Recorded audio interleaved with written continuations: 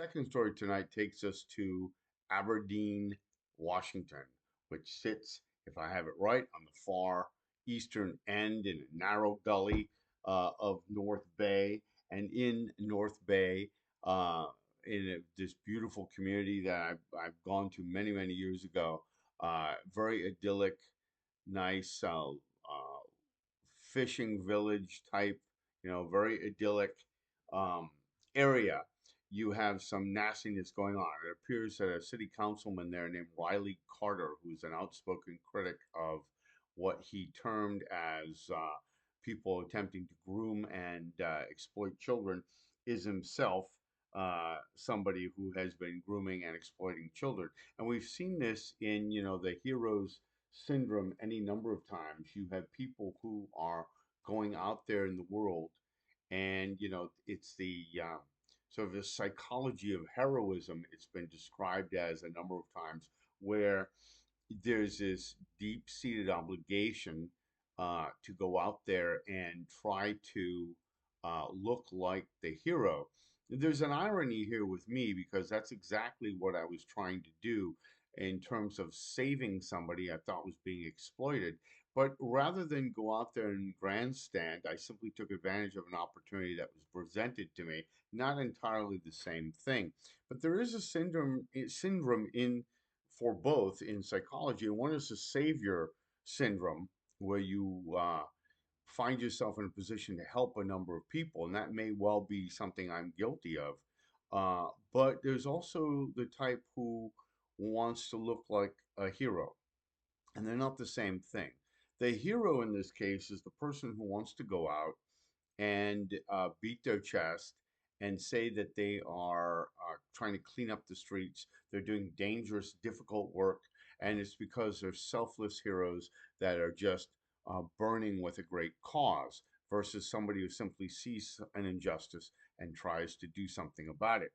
The interesting thing about the hero complex, though, and this drive to, and again, I'm not a psychologist, I'm not an expert, but just a little bit of reading. I know that is called something where there's a syndrome where somebody wants to leverage their um, their weakness, their psychological failings or moral failings, and their own exploitation, and spin it around and speak against that. And while they're in the midst of violating or behaving in exactly the same way that they don't want, we've seen it with members of Congress who have been uh, just railing against gay people, LGBTQ rights, etc. And then we find out later on that they are gay, or that they've engaged in homoerotic behavior, or that they have been involved in some kind of sexual exploitation, love triangles. We've seen it here in Virginia with prominent religious figures and pool boys.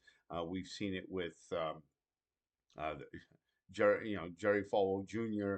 We've seen it with televangelists, Jim Baker. I mean, I can go on and on about the number of people who have been speaking out about things that they themselves have been doing. Well, now we have this case with Riley Carter, an Aberdeen City Council person, is doing the exact same thing. While speaking out greatly against sexual exploitation, apparently he was molesting his, I believe, stepdaughter, who was 11 years old, a girl. And worse yet, uh, this girl is disabled, and she is one of three siblings who are disabled. The disability, I wasn't able to determine what that was with the little research I did, but her mother and the mother of the three disabled children was herself a victim of sex abuse. And so apparently, this father had been grooming one of them. The girl complained about inappropriate touching and rubbing, and the father, when confronted, admitted that he had been doing this, molesting her for a couple of years, even as he was parading around with a hat talking about punishments that so called pedophiles should get. And in the process of this, he had declared he needed help, and that was laudable.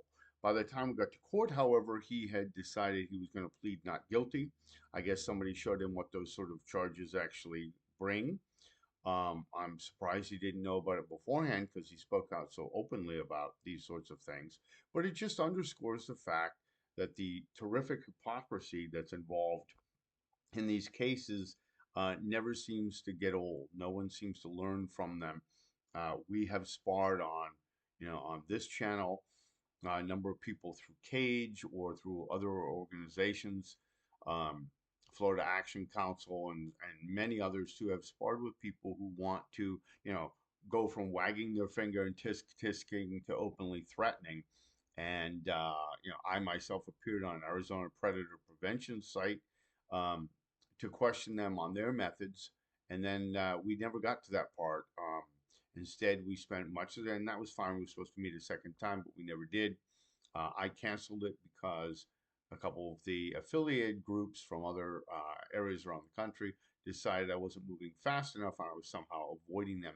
So they attacked me, claiming cowardice, etc., which was strange because I was on there all by myself for something like 3 hours, explaining what it is we're doing, what the police are doing on the stings, how they are entrapping innocent people like me, and how they're getting away with it. Um, but again, you have all these vigilantes, and I wouldn't be surprised if we find some in those predator groups, of which I've just referenced, who are themselves engaged in sexual exploitation. We certainly have seen in similar groups where there have been drugs, history of substance abuse of various sorts, alcoholism, history of domestic violence, as in this case with Mr. Carter as well, and other cases. And it just goes to show you, they very often will rise to positions of power, politics, or they will self appoint themselves as vigilantes going out there, to clean up the streets. And they are among the very, very most disturbed, the people who actually need the help. But again, we've seen it before, haven't we? Hiding behind a badge, hiding behind a persona, hiding behind the good guy ideology that they're going to clean up the streets and these great, paragons of virtue are going to help the police do the right thing. And it's funny, I only half jokingly say, how come they're not going after auto theft? How come they're not going after, thefts in grocery stores, hanging out outside of grocery stores and waiting for somebody to run out stealing things, which happens, according to the grocery store community, quite a lot. Why aren't they doing that? Well, it's not glitzy and glamorous, see? It doesn't get the attention that sex and sex abuse does. Therefore, nobody wants to play that game. But wouldn't that be a lot better in a way? Wouldn't that help the police a lot more? How about doing neighborhood watch stuff a little bit more? That would help the police a lot more. They could even pretend to go underground a little bit with the police and offer their services. I don't know if the police would take that. Probably some wouldn't, but some would. They certainly have been working with vigilantes in places like Tennessee and in Southern California. So maybe, who knows? But it's worth looking at this, yet another case of pretend heroes out there, you know, grooming and stroking their egos at the same time, only to find out that they are in fact part of the problem, not part of the solution. Sadly, this is Norman Michaelation for ICAC Unpacked again for the 16th day of December 2024. Have a good day.